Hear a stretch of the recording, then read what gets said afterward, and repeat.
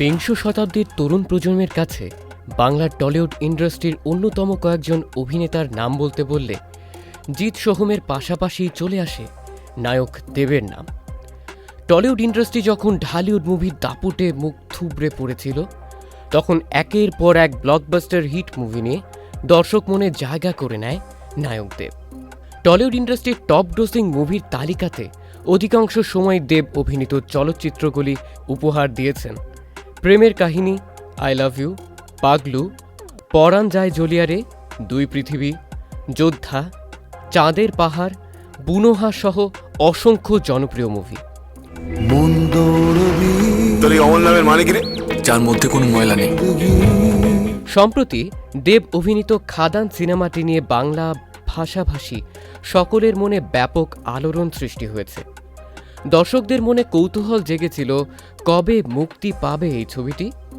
সব জল্পনা কল্পনাকে পিছু ফেলে ইতোমধ্যেই মুক্তি তারিখ নিশ্চিত হয়েছে সুজিত দত্ত রিনোর পরিচালনায় অ্যাকশন, রহস্য, রোমাঞ্চে ভরপুর খাদান মুভিতে দর্শক পেতে যাচ্ছে এক অন্যরকম দেবকে।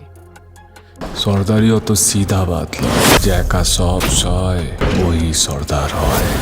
সর্দার হওয়া অত সোজা কথা নয় যে একা সব সহ্য করে সেই সর্দার হয়। টিজারের শুরুতেই এমন টান টান ডায়লগ যেন খানিক থমকে দিতে বাধ্য করবে সকলকে।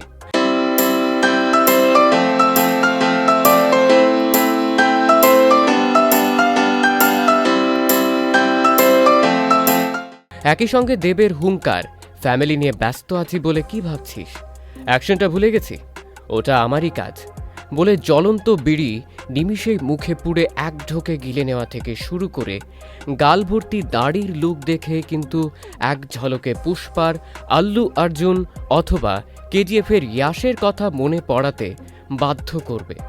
ফ্যামিলি নিয়ে ব্যস্ত আছি বলে কি ভাবেছি, অ্যাকশনটা ভুলে গেছি, ওটা আমারই কাজ। 2024 সালে বাংলায় সবচেয়ে বড় বাজেটের ছবি হয়ে আসতে যাচ্ছে বলেও ক্যাপশন দিয়েছে মুভির সংস্থাটি।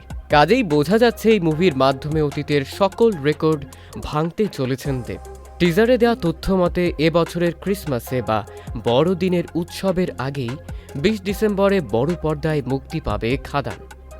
দেব ছাড়াও এই মুভিতে আরও রয়েছেন জনপ্রিয় অভিনেতা যিশু সেনগুপ্ত, দুই বাংলার জনপ্রিয় অভিনেত্রী প্রিয়তমা খ্যাত ইধিকা পাল, সাজিদ আজমাইন, চ্যানেল আই।